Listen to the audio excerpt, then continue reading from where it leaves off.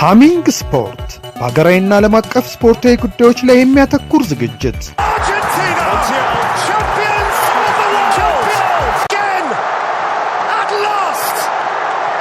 በሃሚንግ ስፖርት የስፖርት ዜናዎች፣ በተመረጡ ርዕሶች ላይ ውይይት፣ የእንግዳ ዝግጅት፣ የስፖርተኞች ግለ ታሪክና የሴቶችን እግር ኳስ በልዩ ሁኔታ ይዳስሳል።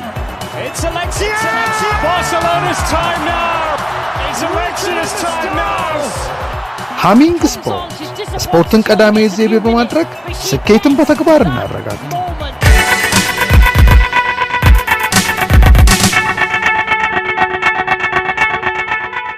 ሰላም አድማጮቻችን፣ ይህ በመናኸሪያ ሬዲዮ 99.1 ዘወትር ሰኞና ዓርብ ከ7 እስከ 8 ሰዓት የሚቀርበው የሃሚንግ ስፖርት ዝግጅት ነው። በዛሬው ዝግጅት የአውሮፓ ሊጎች ጨዋታዎችን በተለይም በጣሊያን ሴሪ ኤ የሚጠበቁትን ጨዋታዎች ትኩረት ሰጥተን እናያቸዋለን። ወጥነት የጎደላቸው ክለቦችን ስለያዘው ሴሪም የማነሳ ይሆናል። ፕሮግራሙን በማዘጋጀትና በማቅረብ ይስሐቅ ቀለሞር ከሃሚንግ ስፖርት ዝግጅት ጋር መልካም ቆይታ ይሆንላችሁ። እንግዲህ የአውሮፓ ሊጎች በዚህ ሳምንት ይመለሳሉ። በተለይም ደግሞ የጣሊያን ሴሪያ፣ የስፔን ላሊጋ፣ የጀርመን ቡንደስሊጋና የፍሬንች ሊግ በዚህ ሳምንት ይከናወናሉ። የእንግሊዝ ፕሪሚየር ሊግ ደግሞ ማክሰኞና ረቡዕ በሚደረጉ ጨዋታዎች ነው የሚመለሰው። በተለይ በጣሊያን ሴሪያ በዚህ ሳምንት በፊዮረንቲናና በአትላንታ እሁድ 10 ሰዓት ላይ ከቀኑ 10 ሰዓት የሚደረገውና እንደዚሁም ደግሞ ምሽት 3 ሰዓት ከ45 እሁድ በናፖሊና በሚላን መካከል የሚደረገው በደረጃ ሰንጠረዡ ላይ ለውጥ ሊፈጥር የሚችል ነው። ኢንተር በ64 ነጥብ እየመራ ይገኛል። ናፖሊ 61 ላይ ይገኛል። አትላንታ 58 ነጥብ ላይ ነው የሚገኘውና ፊዮረንቲና አትላንታ ከፊዮረንቲና ጋር እንደዚሁም ደግሞ ናፖሊ ከሚላን ጋር የሚያደርጉት ጨዋታ በጣሊያን ሴሪኤው የደረጃ ሰንጠረዡ አጋማሽ ላይ ካሉ ቡድኖች ጋር ነው ጨዋታቸውን የሚያደርጉትና በእርግጥ ባለፈውም ጊዜ ስናነሳ በጣሊያን ሴሪኤ ወጥነት የጎደለው ሴሪያን የያዙ ክለቦች ስንል አንድም ያነሳ ናቸው ፊዮረንቲናና አትላንታን ነው በዋነኝነትና ፊዮረንቲና በኮንፈረንስ ሊግ ሩብ ፍጻሜ ግሪኩ ፓናቲያኮስን 3-1 ያሸነፈበት እንደዚሁም ደግሞ ባለፈው ጊዜ በአንጻሩ ጁቬንቱስ 3-0 ያሸነፈበትም ደግሞ በጣም ጥሩ ውጤቶቹ ናቸው። ከነዚህ ድሎች በኋላ ነው እንግዲህ አትላንታን የሚያገኘው ማለት ነው። አትላንታ ባለፉት 3 ጨዋታዎች 5 ጎሎች አስቆጥሯል። በተለይ ጁቬንቱስን ሜዳው ድረስ ሄዶ 4-0 ያሸነፈበት ትልቅ ውጤቱና እንደዚሁም ደግሞ በደረጃ ሰንጠረዡ ኢንተርና ናፖሊ ፈጽመው እንዳይርቁት ያደረገ ጨዋታ ነው። ነገር ግን ጁቬንቱስን ባሸነፈ በሳምንቱ በኢንተር 2-0 ተሸንፏልና አትላንታም እንደዚሁ በጣም የወጥነት አቋም ያለበት ነው። በእርግጥ የጣሊያን ሴሪኤን ስናነሳ የተለያዩ ነገሮችን እናነሳለን። ለምን ሊጉ እንደዚህ አይነት ነገሮች ይታዩበታል ለሚለው የጣሊያን ሴሪኤ ከነበረበት ነገር እንዲወርድ ያደረጉ የየራሱ ምክንያቶች አሉ። በእኔ በኩል የማነሳቸው የስፖርት መሰረተ ልማት በጣሊያን ሴሪያ ያሉ ስታዲየሞች የቆዩ ስታዲየሞች ናቸው። ይሄ አንዱ የሊጉን ተፈላጊነት ከቀነሱት አንዱ ነው። የተወሰኑ የጣሊያን ክለቦች ናቸው ስታዲየሞች ያሏቸው። በእንግሊዝ እንደምናየው በየጊዜው የተለያዩ ዘመናዊ ስታዲየሞችን በመስራት በማስተካከል የበለጠ እግር ኳሱ መስህብ በመፍጠር በኩል የጣሊያን ስታዲየሞች በዚህ በኩል የዘገዩ ናቸው ማለት ይቻላል። በስፔንም ሪያል ማድሪድ፣ ባርሴሎና መጠነኛ ማሻሻል በስታዲየሞቻቸው ላይ ያደርጋሉና በእንግሊዝም አይተናል። እነ ቶትናም አዲስ ስታዲየም አላቸው። አሁን ኤቨርተንም እንደዚሁ በቀጣይ ጊዜያትና ይሄ በራሱ ለእግር ኳሱ በጣም ወሳኝነት አለው። ክለቦች ለተጫዋቾች የሚከፍሉትም ክፍያ በቂ አለመሆንም አንዱ በሴሪኤው ላይ ያሉ ክለቦች ወሳኝ ተጫዋቾችን እንዳያስፈርሙ እያደረጋቸው ይገኛል። ከዚህ ይልቅ አንዱ ከአንዱ ክለብ በሌሎች 4ቱ የአውሮፓ ሊጎች ከምናያቸው ለየት ባለ ሁኔታ ጁቬንቱስ የነበረውን ተጫዋች የኤሲ ሚላን ሲገዛው እናያለን። ኤሲ ሚላን የነበረውን እንደዚሁ ኢንተር እና እርስ በርስ ተጫዋች የመነጣጠቁ ነገር በራሱ ክለቦች የበለጠ እንዲፈርሱ እንዳይጠናከሩ ያደርጋል። ሁሉም የራሱን ወጪ እያደረገ ተጫዋቾችን ቢያመጣ ግን ጠንካራ የሴሪ ፉክክር ይሆናልና ይሄ የተጫዋቾች እርስ በርስ መነጣጠቁም ከፍተኛ የሆነ ተጽዕኖ አለው። እንደዚህ በክለቦች ወጥ አቋም አለማሳየት ላይ የክለብ ባለቤቶችና የስፖርቲንግ ዳይሬክተሮችም ጣልቃ ገብነት እንደዚሁ የጣሊያን ሴሪኤ ያኔ በዘጠናዎቹ የነበረውን አይነት ስሜት በኋላም ደግሞ ከዛሬ 15 ዓመት በፊት ክለቦቻቸው በአውሮፓ ቻምፒዮንስ ሊግ ራሱ ኤሲ ሚላንን ጨምሮ 7 ጊዜ መድረኩን ዋንጫ የአውሮፓ ቻምፒዮንስ ሊግ ማንሳቱን እናስታውሳለን። ይሄ እነዚህ ነገሮች የበለጠ በሀገር ውስጥም በአውሮፓ መድረክ እየተዳከሙ እንዲሄዱ አድርጓቸዋል ክለቦቹንና እነዚህ ወሳኝ ምክንያቶች እንዳሉ ሆኖ ደግሞ በተለይም ደግሞ አሁን እንደ ናፖሊን ስናይ ሮማን ስናይ ከስፖርቲንግ ዳይሬክተሮች ጋር የተያዘው ጉዳይ በጣም በከፍተኛ ደረጃ የሚነሳ ነውና በዝርዝር የማነሳቸው ጉዳዮች ነው የሚሆኑት በቀጣይ ጊዜያት።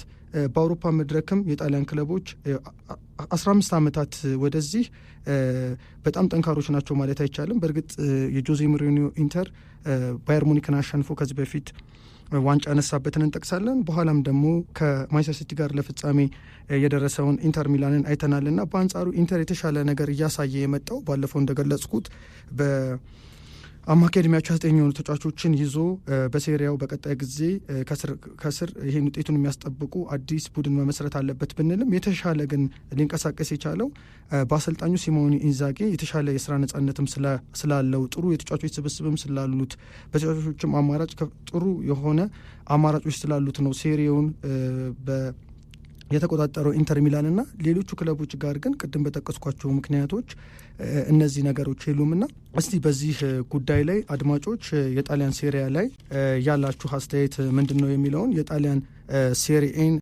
ሴሪያ ትውስታችሁ ምን ይመስላል፣ አሁን ያነሷቸውን ሀሳብ እንዴት ታዩታላችሁ የሚለውን እቀበላለሁ። የጣሊያን ሴሪያ እንደ በፊቱ አይደለም ሲባል ብዙ ጊዜ አድማጮች ወይም ደግሞ ኳስ ተመልካቹ ትዝ የሚለው በ2006 የደረሰው የማች ፊክሲንግ ስካንዳል ጉዳይ የዛ የካልቾፖሊ ቅሊት ጉዳይ ነው። በ2006 ዓመተ ምህረት ተከስቶ የነበረውን የሚያነሱት ግን እሱ ብቻ አይደለም። ምክንያቱ ቅድም ያነሷቸው ነገሮች ናቸው። በእርግጥ ያን ጊዜ በነ ጁቬንቱስ፣ ሚላን፣ ላዚዮ፣ ፊዮረንቲና የመሳሰሉ ክለቦች ላይ የራሱ ተጽዕኖ ነበረው።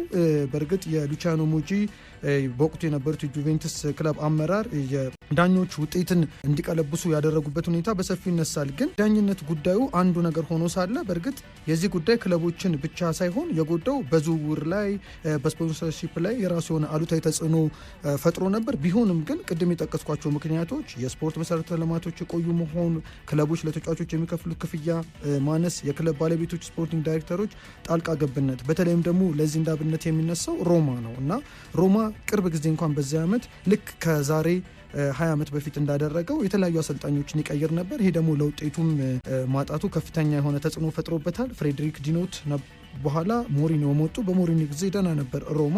የዴሮሲን አመጡት። ዴሮሲ የመጣበት መንገድ ብዙ ተጠብቆ ነበር። ነገር ግን የሚሰራበት እድል አልተሰጠውም። በተለይ ስፖርቲንግ ዳይሬክተሩ ፍሎሪያን ጊዞልቪ ናቸው። ኒስ የነበሩ ፈረንሳይ ሰርተው የመጡ ናቸው። ስፖርቲንግ ዳይሬክተር ናቸው እና ብዙ ዝውውሮች በሳቸው ስር ነው የተፈጸሙት። ነገር ግን ዴሮሲ ሰብስቦ ማቀናጀት በሚችልበት ጊዜ አልነበረም። እነዚህን ተጫዋቾች ማቱ መልስ፣ ማሪዮ ኤርሞሶ የመሳሰሉ ተጫዋቾች ነበር የመጡት።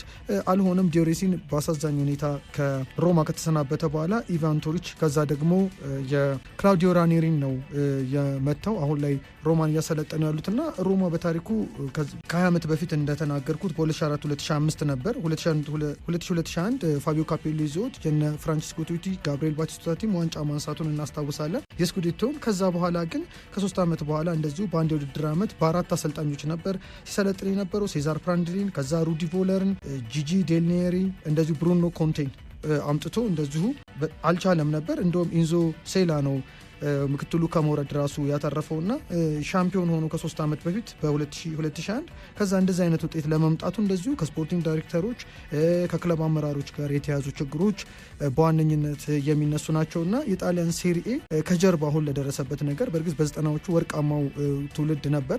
እኛም ሀገር በተለይ አጂፕ ሼል ይህን ጨዋታዎች ስፖንሰር አድርገው በሚያስተላልፉበት ጊዜ የእግር ኳስ ተመልካቹ ቀደም ባለው ጊዜ ለጣሊያን ሴሪኤ ትውስታ ነበረው። የሳተላይት ዲሽ ደግሞ አብዮት መጥቶ ወደ እንግሊዝ ፕሪሚየር ሊግ ተመልካቾች ትኩረታቸውን ከማድረጋቸው በፊትና ቢሆንም ግን ከዛ በኋላ በአውሮፓ መድረክ በተደጋጋሚ ሲሳተፉ እንደ ኤሲ ሚላን ያሉ ክለቦች እነ ጁቬንቱስም እንደዚሁ ሩብ ፍጻሜ፣ ግማሽ ፍጻሜ፣ ኢንተር ሚላንም እንደዚሁ ይደርሱ ነበርና ሮማም ጥሩ እንቅስቃሴ ነበረው በነ ሉቺያኖ ስፓሌቲ ጊዜ። ቢሆንም ግን አሁን ላይ የሚታየው ነገር ግን ወጥ አይደለም። የክለቦች አቋም